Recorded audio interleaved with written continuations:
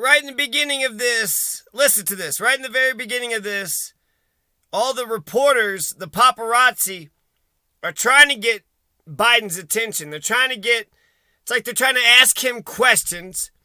He's got his little bike helmet on, right? He's on a bike. You probably shouldn't. What kind of conversation are you expecting on a bike? Hey, you. Hey, how are you doing? Oh, I'm doing pretty good. How are you doing? Oh, I'm in the middle of the street riding a goddamn bike, motherfucker. What is your problem? What is your problem? So let's pay attention to this.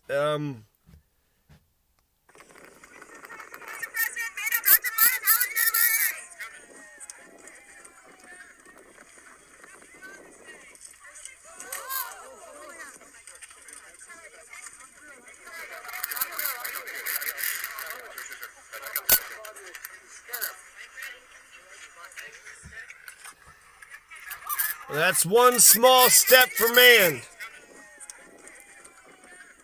One giant fall for mankind. So in the very beginning, oh yeah, they're so damn concerned, but in the beginning, Mr. President, I got a question, Mr. President.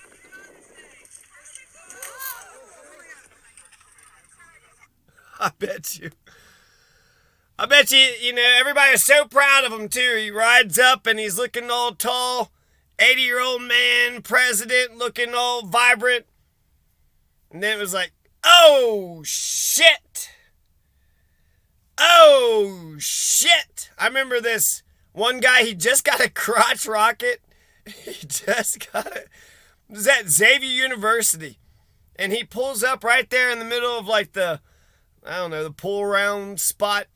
But he didn't know how to stop, and so he just had to stop by falling back on it, falling on the ground, and then the crotch rocket just kind of skidded forward.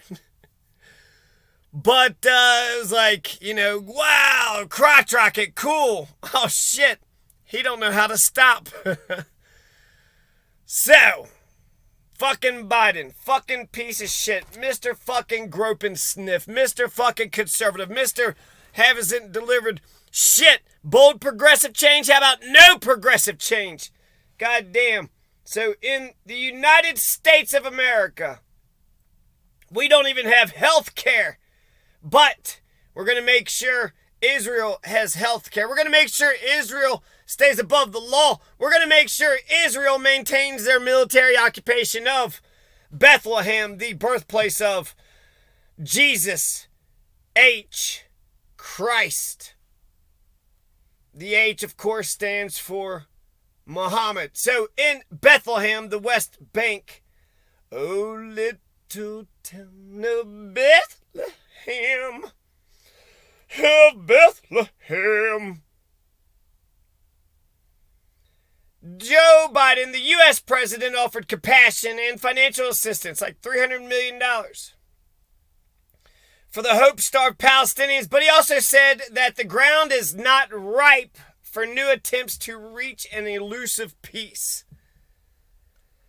The ground is not right. The ground is not ripe.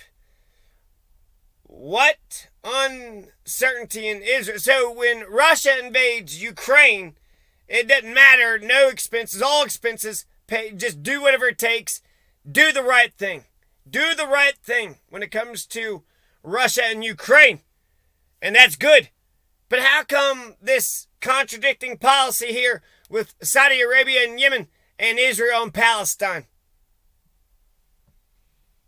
The ground is not ripe for us to stop this military occupation. This military occupation, which has been going on for decades, which goes against U.S. policy, which mocks U.S. policy. It mocks our president. It mocks we say two-state solution. It's a one-state, and it's Israel is militarily occupying the West Bank and the other section. The stalemate has left millions of Palestinians living under Israeli rule, military rule, He said they deserve a state of their own that's independent, sovereign, viable, contiguous. 2 states for 2 peoples, both of whom have deep and ancient roots in this land, living side by side in peace and security. He says the goal can seem so far away, but he wouldn't abandon the stagnant, dormant, irrelevant peace process. He's like, even if the ground is not ripe at this moment to restart negotiations, the United States and my administration will not give up on bringing the Palestinians and the Israelis, both sides, closer together. Joe Biden said during a joint appearance of the Palestinian Authority, Mahmoud Abbas. Unfortunately for Mahmoud Abbas, he seems to be more hated in Palestine than Joe Biden. 90% of them say he should just resign. Joe Biden offered more than $300 million for the Palestinians. $45 billion for Ukraine, but $300 million for Palestine, including $201 million for United Nations agency that helps refugees, and a proposed $100 million for hospitals. Now that's interesting. A United Nations agency. That's not bad. $300 million. Abbas, even though he's not popular, he gets $300 million to spend on hospitals and a United Nations agency. The healthcare funding requires congressional approval, so somehow he's going to have to get the United States to say okay to the $100 million, but not the $201 million. Israel's committed to upgrading wireless networks in the West Bank and Gaza. That's the other section, part of a broader effort to improve economic sanctions. However, Joe Biden did not criticize Israel for expanding settlements, some which resemble sprawling suburbs into the occupied territory that the Palestinians want for a future state, nor did he mention his unfulfilled pledge to reopen a U.S. consulate in East Jerusalem, which served as a de facto embassy to the Palestinians. This is from the APnews.com. To the Palestinians before Donald Trump closed it 3 years ago, Abbas, in his own remarks, said that the key to peace in the region begins with the ending of the Israeli occupation of our land, and he said Israel cannot continue to act as a state above the law. He also raised the death of Palestinian-American journalist Shireen Abu Akleh, saying her killers need to be held accountable.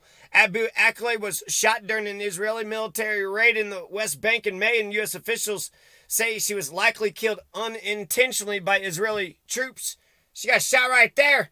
However, they did not say how they reached that conclusion, and the outcome angered many Palestinians, including her family, who accused the U.S. of trying to help Israel evade responsibility. If that is they are. Biden said the U.S. will continue to insist on a full and transparent accounting of her death and will continue to stand up for media freedom everywhere in the world except for Julian Assange. He called her death an enormous loss to the essential work of sharing with the world the story of the Palestinian people. Palestinian journalists wore black T-shirts with Abu Akleh's picture and placed a poster of her on an empty chair in the room where the leaders spoke. Joe Biden's trip to the West Bank was met with skepticism and bitterness among Palestinians who believe he has taken too few steps towards reviving peace talks. He hasn't done shit. And then something. So Hamas criticized Abbas for meeting with Biden, calling the U.S. a partner in the aggression on our people. Polls over the past year have consistently found that nearly 80% of the Palestinians want Abbas to resign. His Fatah party lost an election in control of Gaza to the Islamic militant group Hamas more than 15 years ago. He called off the first national elections since then last year, and he blamed Israel when Fatah appeared to be heading for another crushing defeat. Abraham Accords, Ottawa, Krauss, Joseph Fetterman. And there you go. So, thanks but no thanks, right? Thanks but no thanks.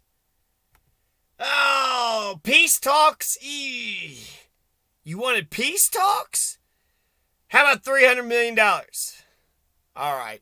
Okay, we'll take $300 million, but we're going to need some peace talks soon. One day we're going to get some peace talks. Mark my word. I have a dream.